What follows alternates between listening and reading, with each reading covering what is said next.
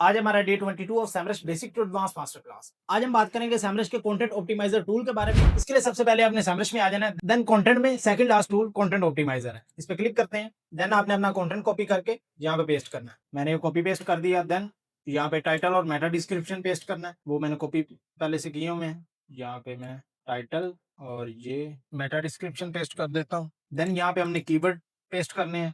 हमारा main keyword है best gaming chairs, यहाँ पे पेस्ट करते हैं। देन यहाँ से हम कंटेंट में से फाइंड आउट करते हैं कि कौन से हमारे और कीवर्ड हो सकते हैं related to best gaming chair, best budget gaming chair, best ergonomic gaming chair. तो यहाँ से आपको रिलेटेड एलएसआईज आपके मिलते जाएंगे, वो आपने यहाँ पे साथ साथ ऐड करते जाने। देन आपको सैमरश एनालाइज करके बताएगा कि आपका कंटेंट किस तरह ऑप्टिमाइज होना चाहिए। ये भी एक कीवर्ड है और ये भी एक कीवर्ड है। गेमिंग चेयर विद फोर्ट्रेस, ये भी आप ऐड कर सकते हैं। देन और चूज एफएक्यूज आ गए। देन कंप्लीट हो गया।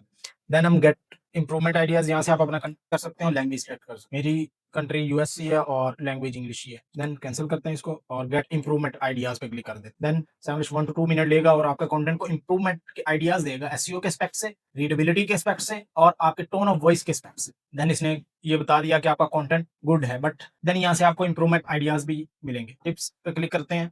देन ये एसईओ के एस्पेक्ट से 24 इंप्रूवमेंट आइडियाज वो दे रहा है। ऐड अ टाइटल, यहाँ पे टाइटल है, वो बोल रहा है कि टाइटल यहाँ पे राइट करो। मैं टाइटल कॉपी करके पेस्ट करता हूँ, ये टाइटल हो गया। देन वो बोल रहा है ऑल टेक्स्ट इमेजेस के ऐड करो, तो इमेजेस के ऑल्ट एट्रीब्यूट्स भी ऐड करेंगे तो हमारे ये 23 पॉइंट्स क्लियर हो जाएंगे। देन रीडेबिलिटी के एस्पेक्ट से वो बोल रहा है कि आपकी जो मैक्सिमम वर्ड्स और सेंटेंसेस डिफिकल्ट टू रीडेबल है। देन 99 एरर्स रीडेबिलिटीज के। 80 to 90% वेबसाइट का जो ब्लॉग्स होते हैं वो रीडेबिलिटी की वजह से ही रैंक नहीं करते। आपको मेक श्योर करना है कि आपकी रीडेबिलिटी इजी टू रीड हो और इजीली 5th ग्रेड का स्टूडेंट भी आपके कंटेंट को रीड कर सके और समझ सके। देन ये एक सेंटेंस का बोल रहा है कि ये एक सेंटेंस इजीली रीडेबल नहीं है, इसको इंप्रूव करें।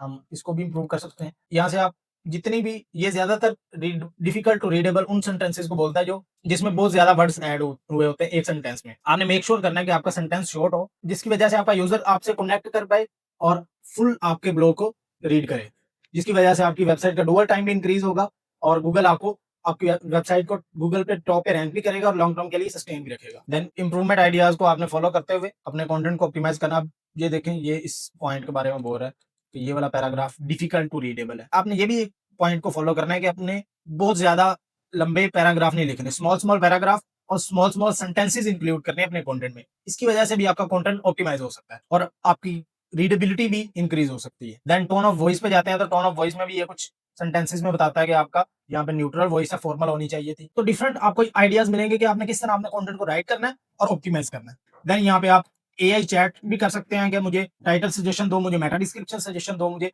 कोई भी हेडिंग स्ट्रक्चर का सजेशन दो, H1 H2 H3। तो आपको यहाँ पे हेडिंग स्ट्रक्चर की सजेशन देगा आपके कंपेटिटर को एनालाइज कर। यहाँ पे आपको आपके कंपेटिटर का डाटा भी मिलेगा। ये देखें, टाइटल्स के लिहाज से आपके कंपेटिटर ये हैं। इंट्रोडक्शन के लिहाज से आप यहाँ पे इंट्रोडक्शन भी यहाँ से अपने कंपेटिटर का जाकर देख सकते हो इस वेबसाइट पे। यहाँ से ये स्टार्ट होगा। स्टार्टिंग पॉइंट आपका बहुत स्ट्रांग होना चाहिए कि जो विजिटर आ रहा है वो आपकी वेबसाइट पे रुक जाए और रीड किए बगैर ना जाए। अब स्टार्टिंग पॉइंट क्या है? Find the best gaming point और office chair we tested to elevate your back aches and sore cheeks. अब उसने आपकी प्रॉब्लम का यहाँ पे पॉइंट को डिस्कस कर दिया। सबसे पहले फाइंडिंग, आप गेमिंग चेयर फाइंड आउट कर लें ऑफिस के लिए। वी टेस्टेड, हमने टेस्ट किया हुआ है। अपने कंटेंट में मेंशन करना है कि आपका सोर्स क्या है। आप कंटेंट राइट कर रहे हैं तो इसने मेंशन किया है कि we may earn affiliate commission, how it work. तो आप वो अपनी कंडीशन में बता रहा है कि मैं यहाँ से बाय करेंगे तो मुझे एफिलिएट कमीशन मिलेगा। आपने हर चीज यहाँ पे अपने डिस्कस करनी है। गूगल का EEAT रूल को यहाँ पे मस्ट फॉलो करना है। तो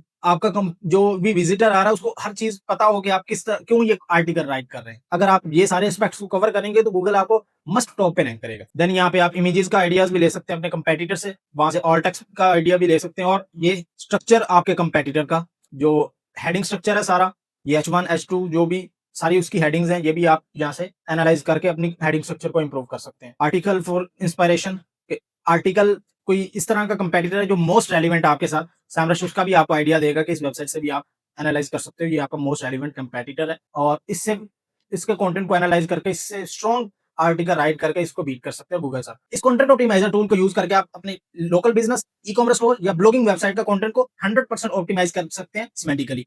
इसकी वजह से आपका कंटेंट थाउजेंड्स ऑफ कीवर्ड पे रैंक भी करेगा और मिलियंस ऑफ ट्रैफिक जनरेट भी कर सकता है। अगर इस वीडियो में आपको कोई भी प्रॉब्लम हो तो आप कमेंट में राइट कर सकते हैं, मैं उसके लिए अलग से डिटेल में वीडियो बनाऊंगा और उस प्रॉब्लम का सॉल्यूशन प्रोवाइड करूंगा।